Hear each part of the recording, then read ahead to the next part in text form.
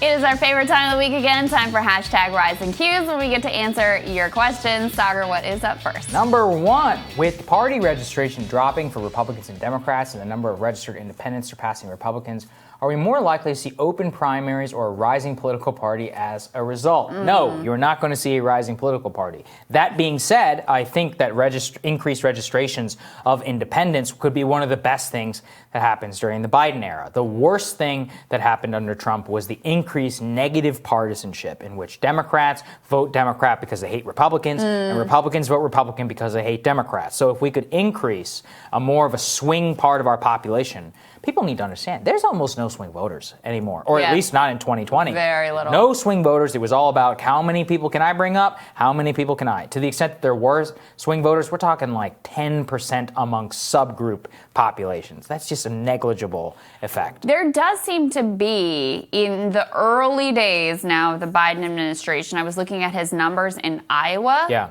a state he lost by a lot, are now above 50% approval rating in Iowa. You see his overall approval rating somewhere around 60%, at least in some of the polls, which would indicate that some people who voted for Donald Trump are saying they approve of his performance. Overall, look, I don't think there's going to be more open primaries. I don't think you're going to see the rise of another political party. And on the open primaries piece, look, these parties, they love it when they're...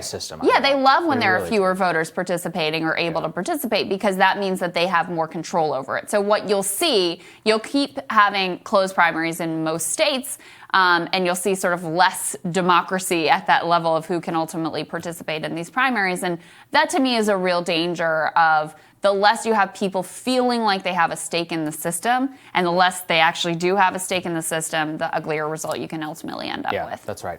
Second question, what Senate seat do you think it would be easier for the GOP to reclaim, Georgia or Arizona?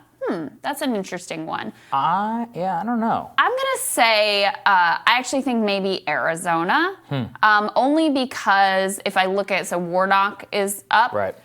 He's popular in Georgia. He's doing pretty well. He and Ossoff both are pretty popular right now in the state. They ran on the checks. Of course, we all know that it didn't exactly go as they promised, but still the checks are wildly popular. It was a central part of their campaign. They're like, Warnock is like the most popular politician in the state right now. So I feel like he's actually in pretty good position. Yeah, I think you're right. I think Arizona would see again though. Mark Kelly won by a pretty significant margin. Yeah. He's not Joe Biden, and Trump was a very unique figure in terms of his ability to drive turnout. So the question is how permanent the realignment is. I think Mark Kelly was uniquely designed to appeal to white suburban voters who might otherwise vote Republican, and Warnock is also on the opposite, uniquely designed to appeal to the same demographic. So in both cases, I wouldn't say strong D, I would say lean D, honestly, in terms of both. It's going to be an uphill battle. But look, I could be totally wrong.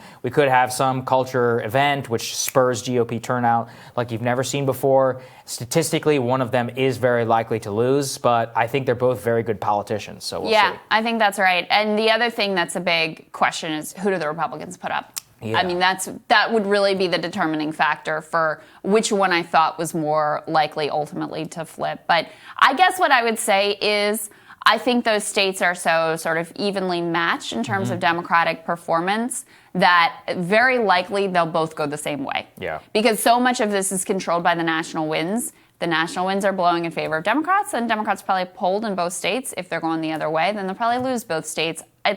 I think it's less likely that you'll actually see a split result. I think that's right. Last question. All right, Saagar, this one's for you, so I'll read it. Okay. I just learned in your podcast with Lex Fridman that you're also a World War I junkie. That war shaped so much current European idiosyncrasies. Would you please list some of your favorite books on the topic, Saagar? Fernando, you are in luck. I did an entire video on my Instagram on my favorite books, so you can go check that one out. Number one book, it's called The Great War by G.J. Meyer. Highly recommend it. One volume, you can learn everything you need to know in that one book. So there you go. There you go. That's all you need. All right, guys, thanks for watching. We'll have more for you later.